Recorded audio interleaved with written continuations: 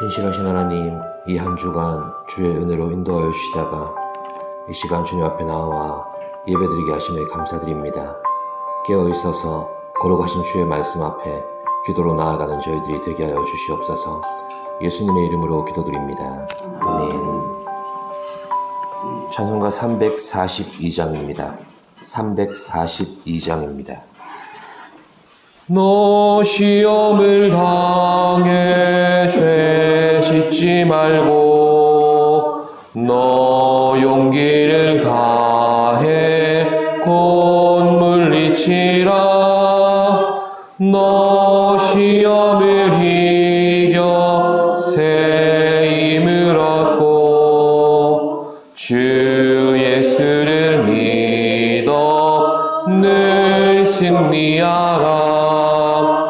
우리 구주의 힘과 그의 위로를 빌라. 주님 내 편에 서서 항상 도우시리. 내 친구를 삼가 잘 선택하고 너행을 삼가 늘 조심하라. 너 열심을 다해 늘 충성하고 온 정성을 다해 주 봉사하라.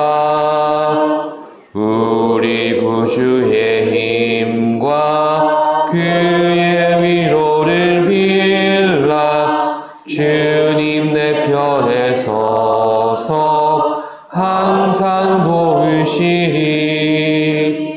잘 이기는 자는 상 받으리니 너 낙심치 말고 늘 전진하라.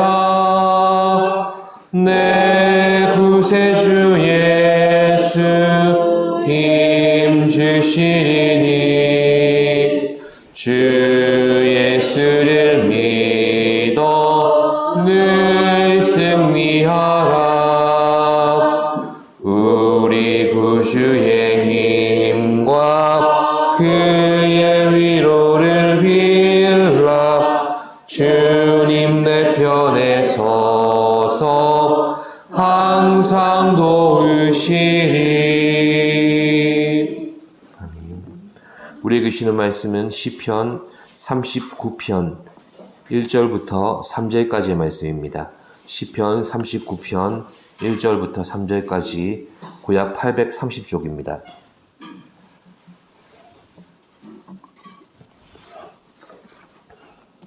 합독하시겠습니다. 내가 말하기를 나의 행위를 조심하여 내 혀로 범죄하지 아니하리니 악인이 내 앞에 있을 때에 내가 내 입에 재갈을 먹이리라 하였도다. 내가 잠잠하여 선한 말도 하지 아니하니 나의 근심이 더 심하도다. 내 마음이 내 속에서 뜨거워서 작은 소리로 읊조릴 때에 불이 붙으니 나의 혀로 말하기를. 아멘. 시편 39편은 시인의 개인적인 탄식과 고백을 담고 있는 탄식시입니다. 먼저 본시의 표제를 보자면 다윗의 시라는 사실에 더하여 인도자를 따라 여두둔 형식으로 부르는 노래, 이렇게 제시되어 있습니다. 다윗 시대에 성전에서 찬양대와 악사로 봉사하던 세 명의 대표적인 인도자가 있었는데 그들이 바로 아삽, 헤만, 여두둔이었습니다. 이 가운데 여두둔은 오늘 39편과 62편, 77편의 표제에서 등장합니다. 또한 느헤미야 11장의 기록에 의하면 훗날 바벨론 포로에서 돌아온 여두둔의 자손들이 찬양대의 직무를 이어서 수행한 것으로도 알려져 있습니다. 그리고 본시의 표제처럼 여두둔 형식으로 부르는 노래가 정확히 여두둔이 인도에서 부른 노래인지 아니면 여두둔이 어떤 특별한 형식으로 노래하는 것인지는 우리가 알 수가 없습니다. 이어서 전체적인 내용을 요약해보면 시편 39편은 죄로 인해 하나님의 징계를 받은 성도가 슬픔 가운데 드리는 기도의 내용을 담고 있습니다. 고난이 얼마나 극심했던지 시인은 그 속에서 인생의 연약함과 짧음을 곰씹어 보기에 이릅니다. 그리고 시인은 악인들 앞에서 말을 삼가하겠다는 결심을 하기에 이릅니다. 오늘 본문 1절은 그 이유에 대해서 설명하고 있습니다. 먼저 불신자들 앞에서 자신이 처하는 고난으로 인해 불평을 하게 되면 그것이 하나님께 죄를 짓는 것이기 때문에 그가 말을 삼가하겠다고 결심했습니다. 1절 말씀을 한번 같이 보시죠. 1절입니다. 내가 말하기를 나의 행위를 조심하여 내 혀로 범죄하지 아니하리니 악인이 내 앞에 있을 때에 내가 내 입에 재갈을 먹이리라 하였도다. 아멘. 시인은 자신이 하나님께 범죄한 연유로 징계를 받고 있다는 것을 잘 알고 있습니다. 그런데 이것을 신앙적인 공동체 안에서 고백하게 되면 결과는 어떤 방향으로 나아가게 되겠습니까? 허물을 덮어주거나 위에서 기도를 해준다거나 또한 서로에게 교훈이 되어서 어떻게든지 공동체 안에서 선한 방향으로 해결이 되어 나가게 됩니다.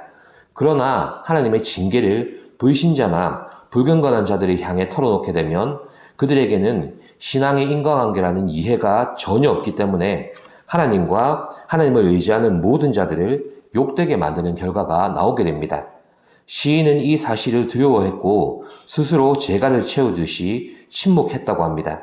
그리고 시인이 침묵하게 된 이유는 자신이 아무런 대꾸도 하지 않는 것을 보고 교만한 자가 그것을 우습게 여겨서 앞으로 더욱 심하게 공격하지 않을까 이런 우려 때문이었다고 합니다. 2절입니다. 내가 잠잠하여 선한 말도 하지 아니하니 나의 근심이 더 심하도다. 시인은 앞서 설명드린 이유로 침묵을 지키려고 했지만 결론적으로는 그 결심을 유지할 수 없었다고 고백합니다. 왜냐하면 교만하고 악한 자 앞에서는 부정적인 대화뿐만 아니라 어떤 긍정적인 대화조차도 통하지가 않았던 것입니다.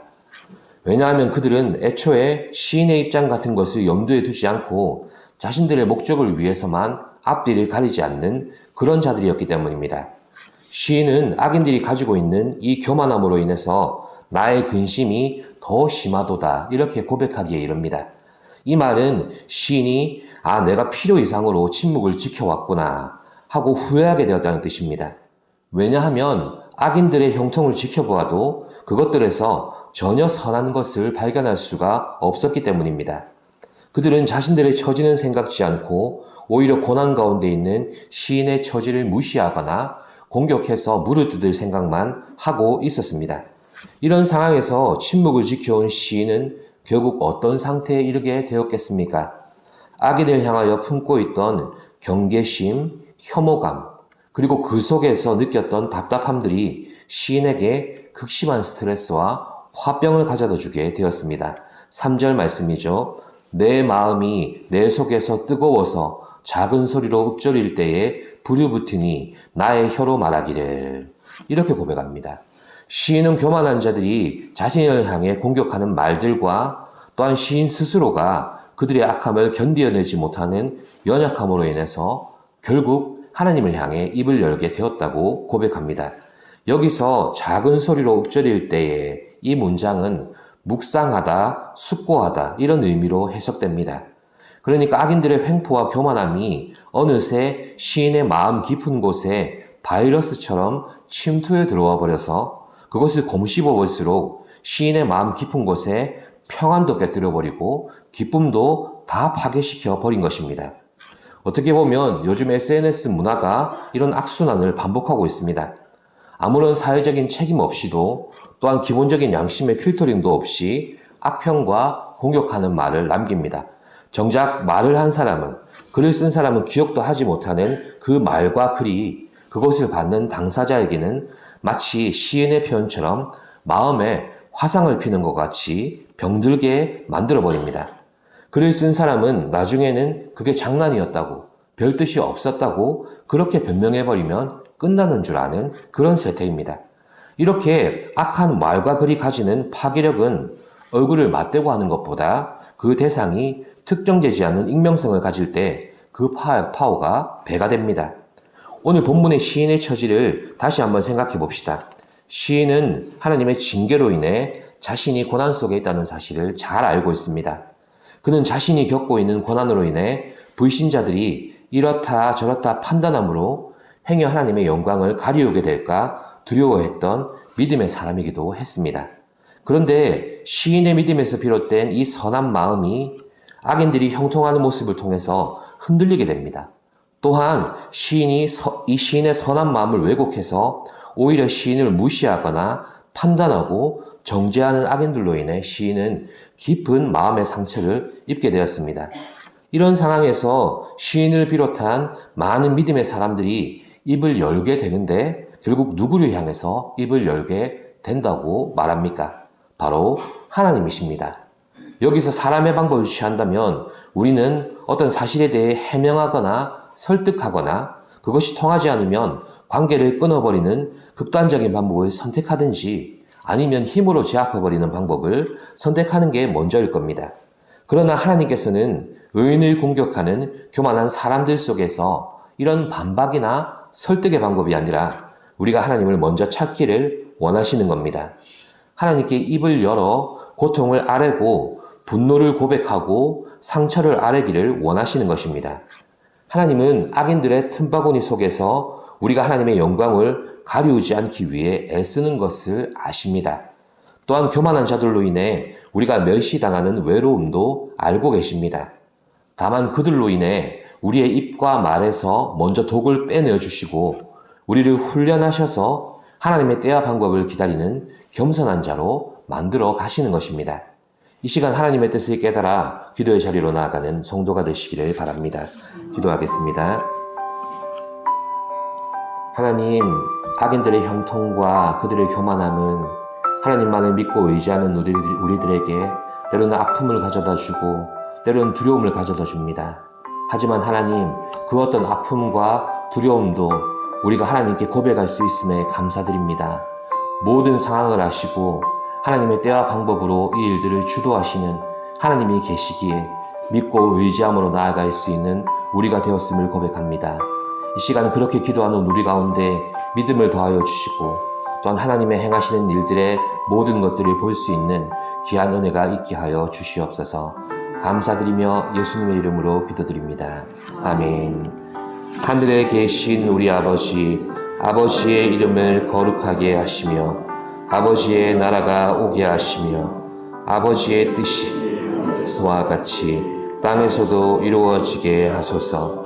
오늘 우리에게 일용할 양식을 주시고 우리가 우리에게 잘못한 사람을 용서하여 준 것 같이 우리 죄를 용서하여 주시고 우리를 시험에 빠지지 않게 하시고 악에서 구하소서. 나라와 권능과 영광이 영원히 아버지의 것입니다. 아멘.